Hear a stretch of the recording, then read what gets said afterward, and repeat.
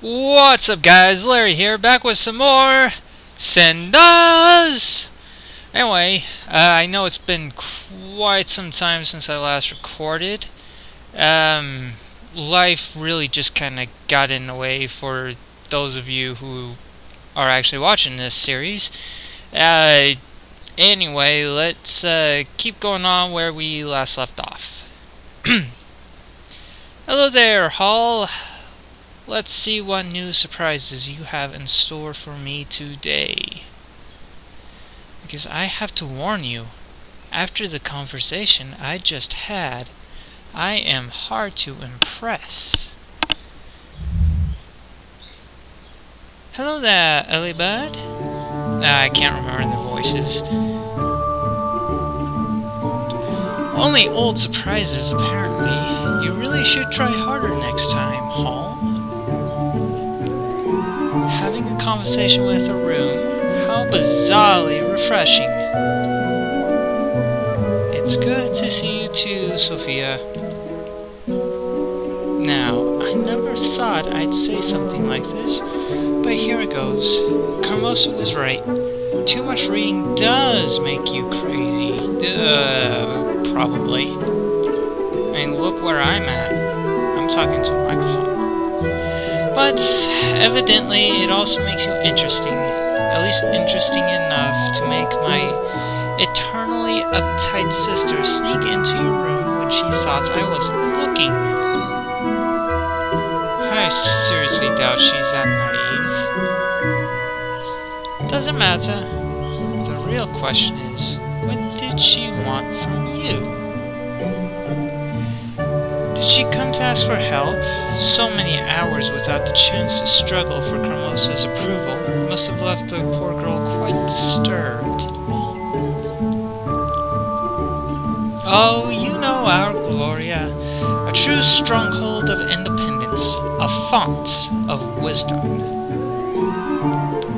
I take it she came to spread her usual Carmosan propaganda among the little ones? Only to meet with steadfast resistance of the people. "We will not be silenced!" shouted the crowds. Oh my, it must have been quite the display. Did the guard intervene? If you're asking if there was any violence, then yes, plenty. The streets and squares practically turned red. Oh, how lovely! I love you, Sophia. Was she hurt? Did you slap her? No. I think that would be going a bit too far, don't you think? My dear, simple sister, who can really say? Such things tend to be relative, you know. One man's hero is a criminal to someone else. It's simply too complex for a girl like me to decide. So when it comes to Gloria, I don't analyze and stick to the golden rule. Violence is always the answer. Yes, it is. Mix a little bit of alcohol in there and you got yourself a very glorious plan. I see. I think you've just given me a bit too much information there, Sophia.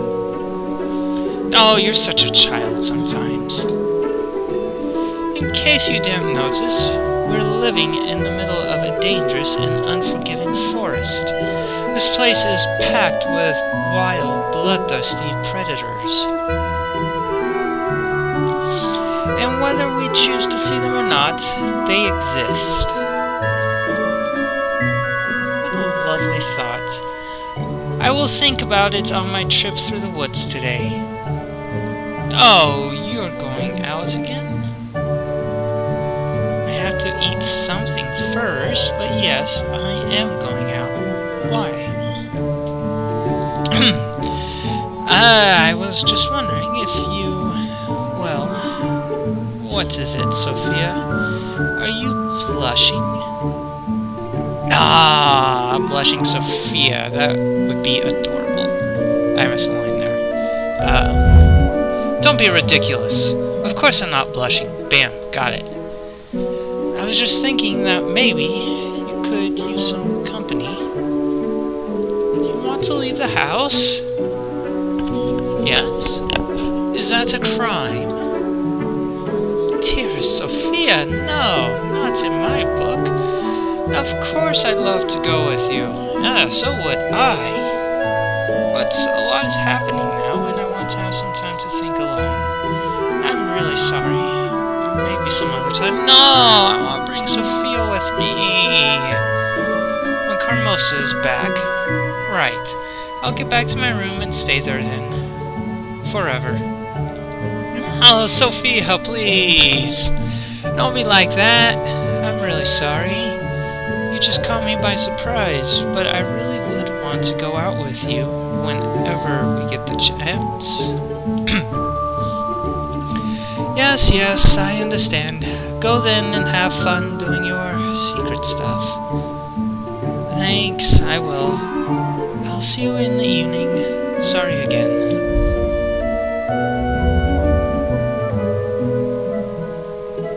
Alrighty, where should we go? Well, I guess there's only one place we can go. To the town!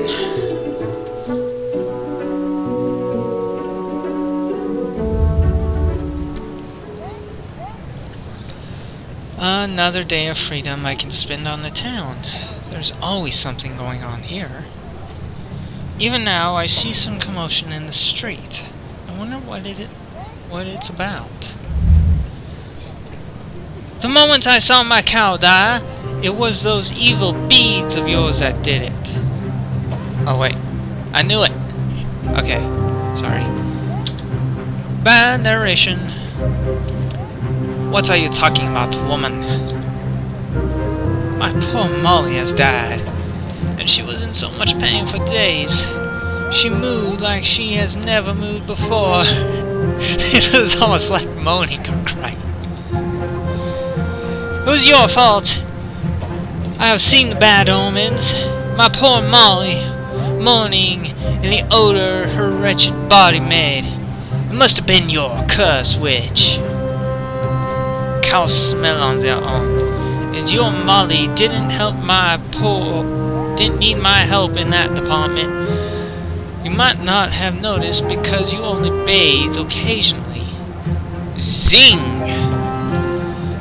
My poor Molly's dead, lifeless as a clump of mud on the street, and the heartless witch that you are dare to jest about it?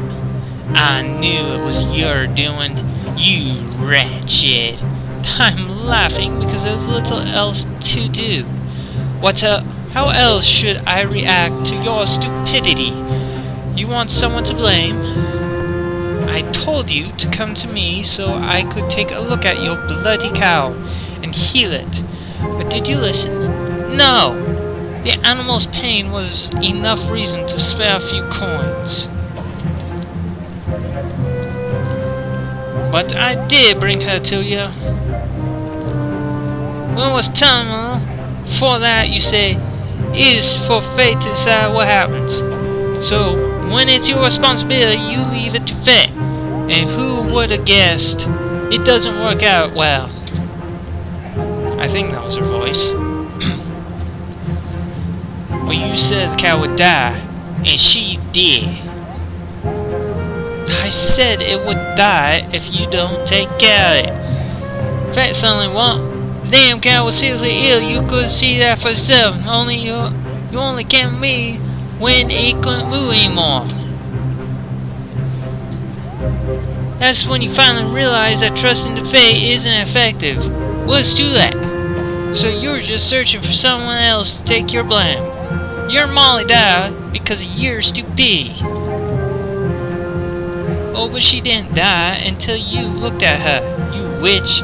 This whole town knows you are bad news. You are not welcome here. Shut up, or else I will turn you into a frog or cow to compensate for your loss. Okay. Hang on, I think I remember his voice. What's going on here? Oh, good cow. Please arrest this evil witch for killing my poor Molly with her evil eye and her devilish beads. She has... Molly. My poor cow! She was so kind and helpful and... Is there any truth to what she accuses you of? I'm not even going to dignify that foolishness with an answer. If this idiot doesn't want to take responsibility for her own actions, fine, but leave me out of this. Alright then, my dear lady, I'm going to have to ask you to go home and wait till I sort this out. But I will make it my responsibility to sort this out. Now please go home and do not pursue this matter on your own. Do you understand? Yes, I do. Fine. I do apologize for this woman's behavior, and I hope you have not been bothered by this. You know how the townspeople are when they feel hurt or helpless. Oh, I do know. They blame the wicked witch, sometimes with the help of torches and pitchforks. I hope, however, that you realize that you are welcome here. These are good people. They just get carried away sometimes. However, they have grown to expect you to always be able to bail them out of their promise. For generations they did that, and of all the noble professions, yours is still needed. Oh yes, I am so needed that you had it in vain. How many times has it been now? Then blame me for their own stupidity. This town sure has a strange way of showing appreciation. It might be time to move on now. Oh god, my dogs are barking. Sorry about that. Now surely you don't mean that. Just yesterday, this young woman told everyone in the inn how much you have helped her, and... Sure, a grateful lady nobody listens to one day. Insults, blame, and pitchforks the next. That seems like a good cue to leave. You have good reasons to be angry. Oh, just give me some time, please. I need to think.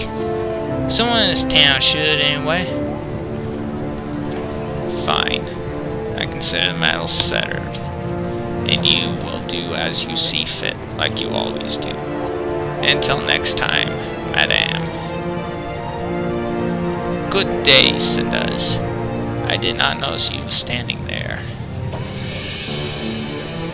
Good day to you too, Captain. May I inquire what is going on? No, just another day in the town, as usual. Nothing out of the ordinary. Sure, let's attack the witch at you. Exactly my point. That is not what I meant. I meant there is no danger, so you do not need to worry, Cinders. Everything will be fine. Don't you have some robbers to kill? Or at least vagabonds to hold down by the ear? Or did picking up girls just become a priority for the town's watch? Well, everybody likes a guy in uniform. I've been in many battles and I have stood my ground. But when a lady as decisive as Madame Guy gets her temper up, there is no shame in retreat. So please excuse me, Cinders. I shall bid you ladies farewell. I will stay in the inn for a while, if you feel like talking. Oh ho ho! Do I ever? Oh, no need to apologize. Farewell, Captain. What happened here exactly? People are strange here, illogical and stupid. They just sit and demand, do nothing and hope. Morons. Time has come for me to change the scenery. What did they do? Oh, none spectacular. Just more of the usual. People come to me for medicine, for advice, for a solution to every stupid problem they have created.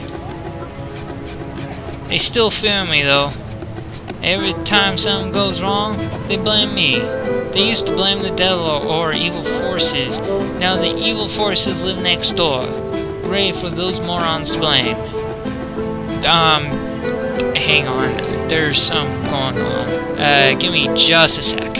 Alright, sorry about that. I had to go help carry some groceries in. Anyway. Bam. Surely the townsfolk do not mean that. They seem to respect you a lot. There's a very thin line between respect and fear. It happens in every single town I travel to. However, it takes time for the resentment to build up, so a new town should be more friendly. But you've got friends here. Just a second ago, I thought I saw you speaking with the captain on very familiar and mostly friendly terms. Oh, we do have some history together, but do not let me bore you with the details. Oh, go ahead, please. Your curiosity is commendable, but let's discuss something of more importance. Have you given any thought to our last conversation? Not yet. I haven't had the time to. Good. That means I don't have to give more advice right now. So take your time, Cinders, and come to me when you've decided. Just don't wait too long, because I intend to leave this damn town soon, and I will not look back. Thank you. I will take time to consider and decide soon. You do that. Bye now, child. Goodbye. That woman really got to her. Who would have thought? Tough, cynical Madame Gade, whose wrath can move mountains, touched by a simple townswoman's remark. I'll have to consider that side of her. Vulnerable and so human. But right now I have a whole day of freedom to plan as I will. What shall I do now? Maybe pay Tobias a visit again?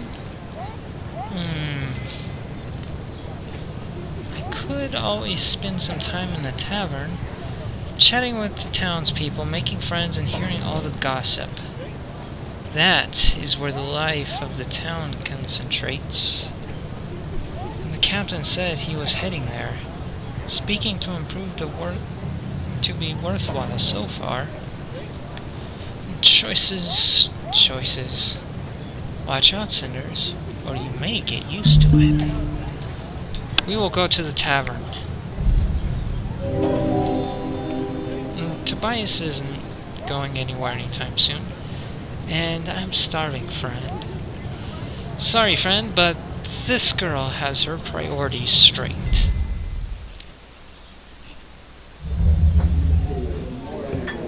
Yes, sirree, Bob. Some food, some beer, and some hot ass. I thought the captain would be here. Said he was heading to the inn. I do have to admit, I was hoping to talk to him. Oh God. Cheers! The drinks are... I don't have enough dough. So they're not on me, mate. Sorry. But this toast goes to you all. May you live long and prosper.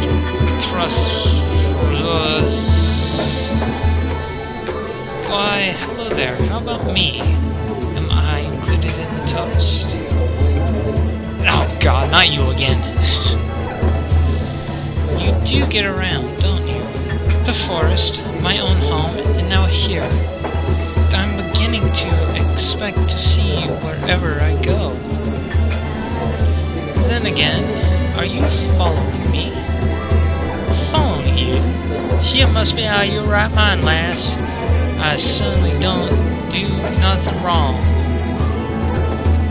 No, but I am so glad to see you. I need to ask you a couple of questions. And here you are, ready and willing to answer to the fullest extent. are willing to answer, aren't you? Oi! You look quite content, buddy. And a wee bit on the scary side, too. What questions do you have in mind?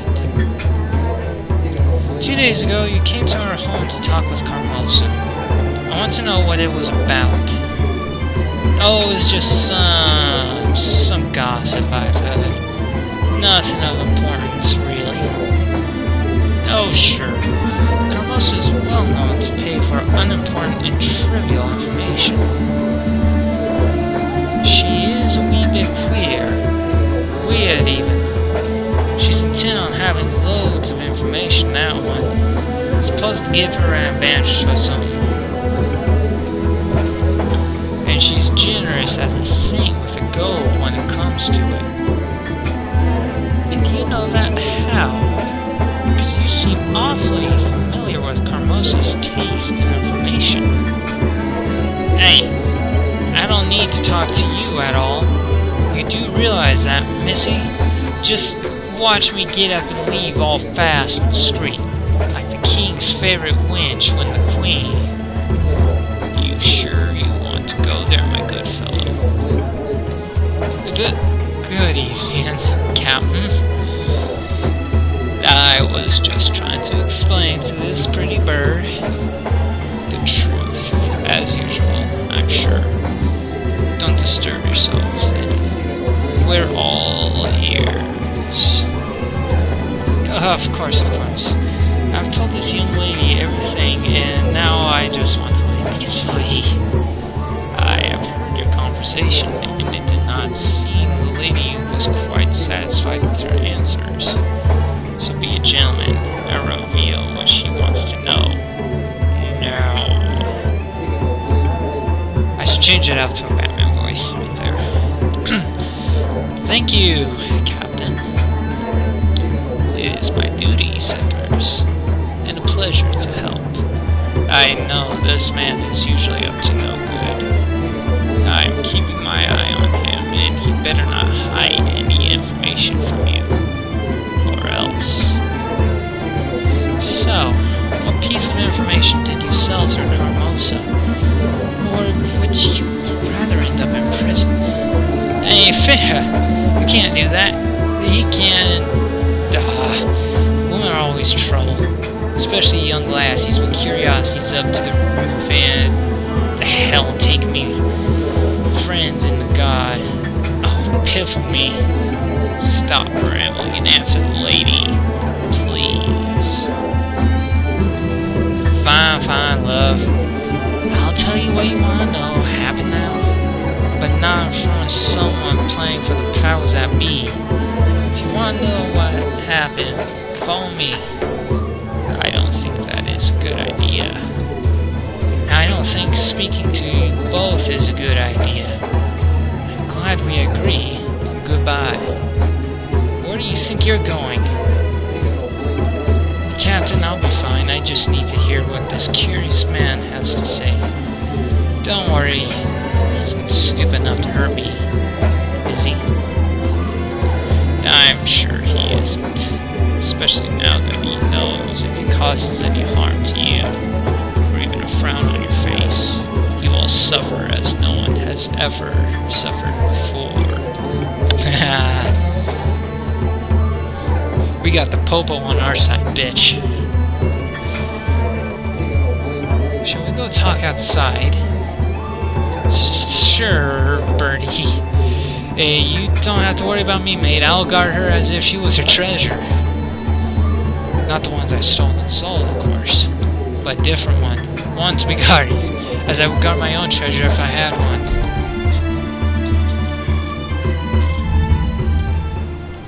Scene transition. Alright, let's stop here and talk. Not exactly a hiding place, middle of the town, I love. Sure could use some more privacy. I'm not going to give you a chance to escape now. And don't worry anything stupid. The captain's right on the other side of this street. Remember that. Fine, you little level. I'll tell you what I want. What I know, just don't yell if I can't remember all the details. I have a short memory. You've heard my question already. What was the message you brought to Carmosa? A dashing young gentleman like yourself should have no trouble recalling the last few days. Blazing hell, lassie. You and your adder's tongue. I remember. So I was out in the woods, resting my head on the ground, enjoying the peace and quiet that only nature can bring. The calm shimmer of the lake, away from wickedness. Don't digress. Of the city, sleeping like a brat I was. Captains sleep outdoors. Where were you sleeping by the lake? Well, that's a mighty good question, isn't it, love? Can't say I know the answer, though. I just woke up there. Oh, magical place. Pond in the woods. My auntie used to tell me stories. Get back to the topic, will you? But I'm on it. I woke up and heard the voices. Thought 'twas just like me any stories of the fair folk, you know. Made of light and wisp. Prettier than the finest ladies they are. But they were no wisps. And what happened then? I hid. What else? The head's still upon his neck, because he knows when it's time to jump into the bushes. You know what I mean. Who are those people? Excellent question, Murray. My gut tells me you'll love this. 'Twas the noble Count Barral, and he was talking to you. The Prince! The Prince was talking with Perrault in the woods. It seems a bit strange, doesn't it? What were they talking about? Though some posh proms. The rich folk, too much free time's bad for the head. Our future, His Royal Highness kept on whining about winches of all things. How they're all empty-headed or boring to talk to. The Prince was discussing a woman. That he was. Very unkingly of him, if you ask me. And foolish, too. Who cares if the bird's dumb or dull? That's not what I want from you, witches. Yes, wonderful. Now back to the subject, please. What did they speak of? The captain said something about rules, but I didn't hear that part with my head spinning. Still spinning when the water is shimmering so loud. Don't know what they meant, but the Prince was mighty happy. Said something about the ball. The grand ball. You got some idea in that royally empty head is. I heard it's 'cause of them crowns. Very bad for the head. Anyway, there was a new idea that he lacked. The grand ball doesn't sound familiar. That's the excuse they made up so that kings and princes can pick their wenches like vegetables in the market. Only regular folk don't crown cucumbers they brought as kings. At least, not often. So, it's a tradition. Yeah, that. They always use that fancy name. Some don't make any sense anymore. So what was the Prince's new idea? 'Twas about masks, making all the lasses wear them. You mean a masked ball? A masquerade? Aye. Didn't know the rich birds are so horrid. I don't think it's because of that. Did he see why the masks are so important to him? It had something to do with the elders, families, Lots of lords and ladies waiting to trade their daughters in only one prince. Too much competition's bad for business and tempers. So we strike to dodge accusations of being biased. Clever. I knew that. Don't know what's wrong with seeing a nice face, though. What if the bird's got a pimple right between her eyes? Won't notice nothing with masks and such, unless he wants to oogle their curves. Oh, being on the nasty side, nobles. Man, he told me stories, gossip really, about shenanigans going on between nobles and palace. Stuff that make a confessor blush. Alright, I get the picture. Masked ball, you say? Makes a lot of sense, actually. Prince can pretend he's choosing his bride by judging her more subtle qualities.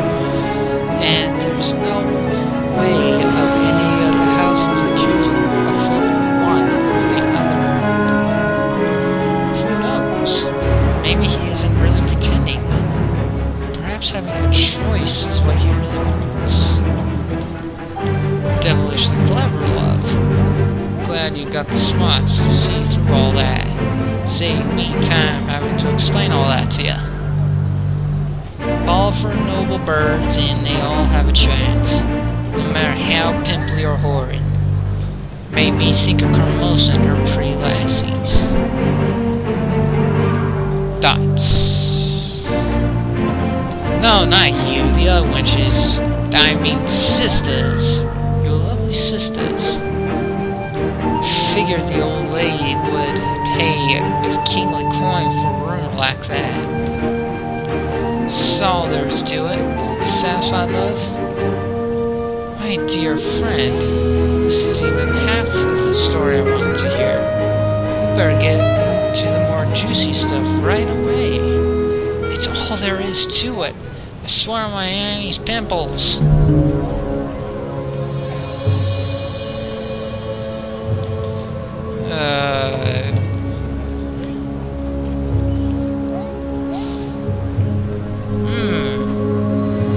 Choices.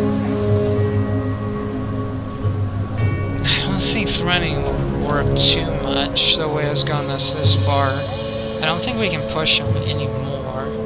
This guy has absolutely no morals whatsoever.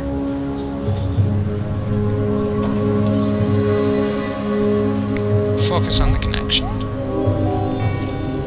It's all fine and beautiful because what you've told me, but there are so many things missing, my friend. Like, why is it so important for Carmosa that the ball will be a masquerade? But what puzzles me even more is how you knew it'd be interesting for her in the first place. You'd have to know her pretty well to figure that. This has something to do with her past, doesn't it? You've been working for her for quite some time, haven't you?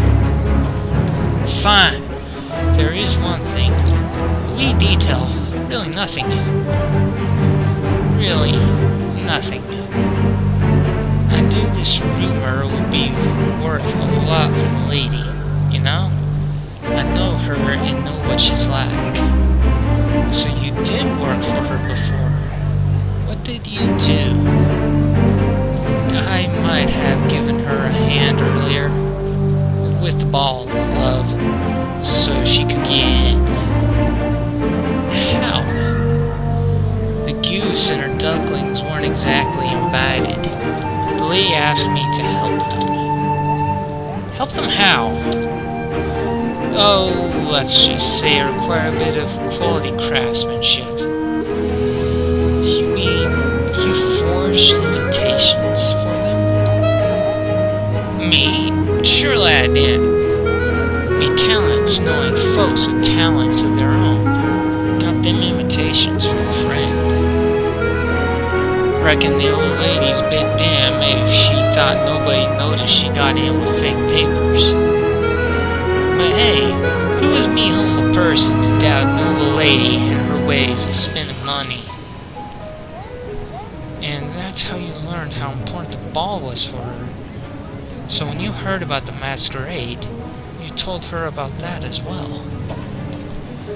As you said, she could get into the ball with the fake papers, but she would risk getting recognized. Not so much if it's a masked ball, and that's why this information was worth so much to her. See? It's only a wee job, a nil. Only natural this bloke forgot all about it, eh? So this means that she could actually be in deep trouble. Incredible.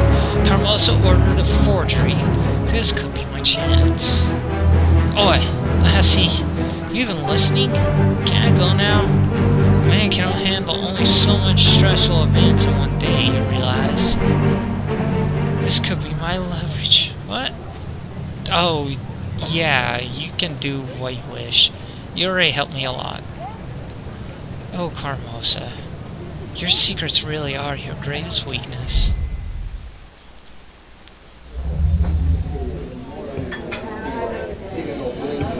So, all in all, he's really good at evading uncomfortable questions. I have to give him that. So we managed to procure forged invitations of good enough quality to fool the guards at the royal castle. This is surprising. Is it? I've assumed he simply knows the right people, like he said. Oh, of that I am sure, especially now. He never gave me any reason to think about him as anything more than just a vagabond, a crook,